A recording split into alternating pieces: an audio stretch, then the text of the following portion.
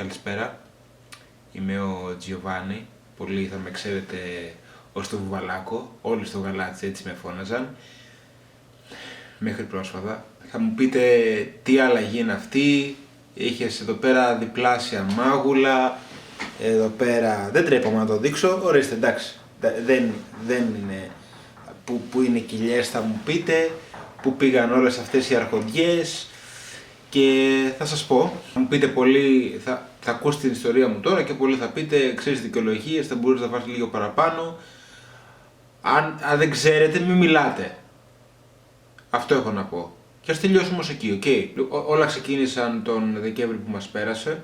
Χρειαζόμουν δουλειά, οι γονείς μου είπανε τρως, χέζεις. Τι θα γίνει αγόρι μου. Λέω θα βρω μια δουλειά, καθιστική ξέρω εγώ, μην χαλάσουμε και τη φόρμα μας. Και όλα καλά, θα τρώμε από το κηλικείο, να έχει κάτι κοντά τέλος πάντων να μπορούμε να συντηρούμε και όλα θα πάνε καλά, αλλά εν τέλει δεν πήγανε. Γιατί η μόνη δουλειά που βρίσκεις πλέον, άμα δεν έχεις απολυτήριο λυκείου, ναι δεν έχω απολυτήριο λυκείου, εντάξει τι έγινε, είναι χορευτής στο δρόμο με τη στολή αρκούδας, αυτό το καινούριο trend. Ξεκίνησε αρχές Δεκεμβρίου αυτή τη δουλειά. Καμία δουλειά δεν είναι ντροπή. Και εγώ χόρευα σε στολή αρκούδας ανελαίητα από τις 8 το πρωί μέχρι τις 8 το απόγευμα. Και μέρα Χριστουγέννων και όλες τις μέρες που θα μπορούσαν να αξιοποιηθούν κατάλληλα για να κρατήσουμε το πάχος μας, όχι.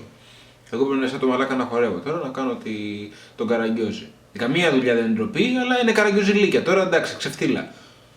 Θα μου πεις, δικαιολογίες, θα μπορούσες να φας όταν γυρίσεις σπίτι δίχως αύριο. Ναι, αλλά εγώ πρέπει να σκεφτώ το αύριο. Έπρεπε να σκεφτώ, θα πάω πάλι και θα χορεύω σαν το μαλάκα για ένα 400. Έτρωγα, αλλά πού η όρεξη να φας έκτο κομμάτι ρολοκοτόπουλο, έβδομο. Έμενα στο τρίτο.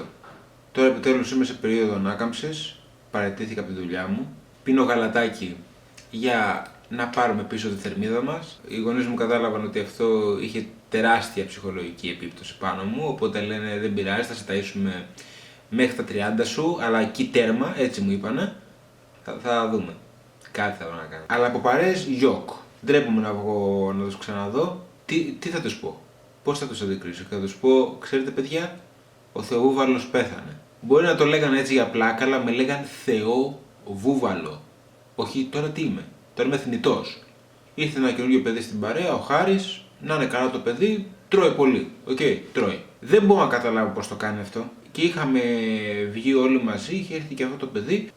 Δεν ξέρω πώς το κάνει αυτό. Δεν ξέρω πώς τρώει τόσο πολύ. Εγώ ακόμα και στο πικ μου, εντάξει, κάπου σταμάταγα, κάπου έφτανε το φαΐ εδώ ρε φίλε. Αυτός. Και δεν ξέρω ποια είναι η τεχνική του. Και τώρα τα κορίτσια ασχολούνται λίγο περισσότερο με αυτόν. Το βουβαλάκο μου, εντάξει, το δίνω, το χαρίζω εγώ. Τον τίτλο εγώ το χαρίζω. Γιατί εν τέλει, ξέρεις κάτι, είμαι πιο υγιής και πιο καλά με μένα. Ας τον λένε αυτόν βουβαλάκο και εμένα, ξέρω εγώ, να με λένε καραφλό, να με λένε. Δεν με λένε τίποτα βασικά. Δεν ξέρω, δεν μου δίνουν πολύ σημασία από το ποδινάτιστα, δεν ξέρω. Γράφτε μου κανένα σχόλιο αν θέλετε να μάθετε το progress μου, αν θέλετε να μάθετε αν πήρα κανένα κιλό τελικά, τι έκανα. Γύρισα σε τοξασμένες μέρες ή έμεινα χτυκιάρης.